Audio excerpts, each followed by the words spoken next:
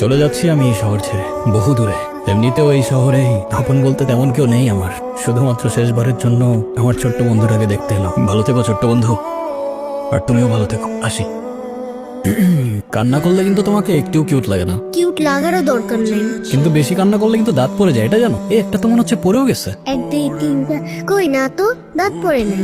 ও যাক, বেঁচে গেছো তো। এখন বলো কি হয়েছে? কেউ কিছু বলছে তোমাকে?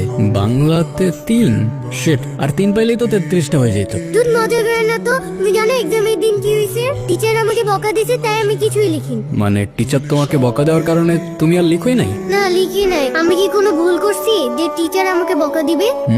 না, টিচার এটা একদমই ঠিক করেনি। কিন্তু তুমি এখানে একা একা বসে কান্না করছো কেন সেটা তো বলো।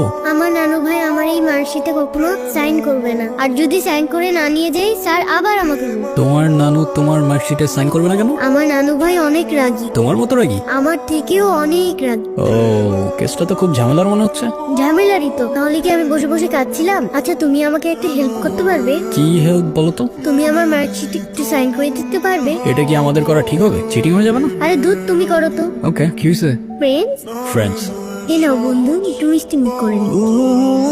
আচ্ছা, ক্যাম্পাসে আসার পর থেকেই দেখলাম ওই সিনিয়র ভাইটা উনি কি কোনো পলিটিক্যাল রিলেটেড নাকি? ঈশান ভাইয়া? হ্যাঁ, ঈশান। না ভাইয়া, আসলে আমাদের সব স্টুডেন্টসদের ভালো মন্দ গাইড করে, যার কারণে বলতেই পারিস ভাইয়া আমাদের লিডার, বাট পলিটিক্যাল না। আমাদের যে স্পোর্টস ক্লাব আছে না, সেটার প্রেসিডেন্ট ভাইয়া, তো সবাই এই জন্য তাকে খুব রেসপেক্ট করে। বাহ, আপনার মনে আছে অ্যাট লিস্ট। এই দিনটা আমি কি করে ভুলতে পারি বলো? আপনি সবই পারেন। Still thanks for the flower, but I don't think আপনার আমার সাথে দেখা করতে আসার তেমন কোনো প্রয়োজন ছিল।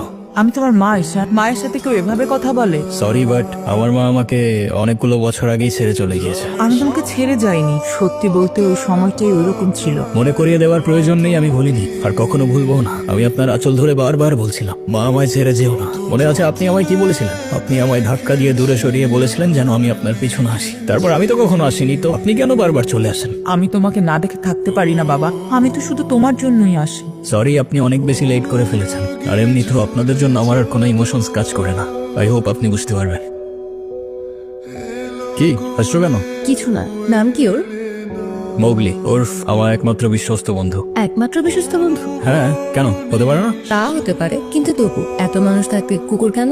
কারণ ওরা মিথ্যা বলে না, ধোকা দিতে জানে না, আর ওদের জন্য এতটুকু করলেও না সারাটা জীবন কৃতজ্ঞ থাকে। তাই আপনি নিজেকে যেমন দেখান, আপনি আসলে এরকম না। নিজেকে যেমন দেখাই? কেমন দেখাই আমি? এই যে সব সময় রুট থাকেন, মনে হয় নিজেকে নিজের থেকে লুকিয়ে রাখছেন। নিজেকে নিজের থেকে লুকিয়ে যদি একটু ভালো থাকা যায় তাহলে আই গেস সেটাই বেটার অপশন।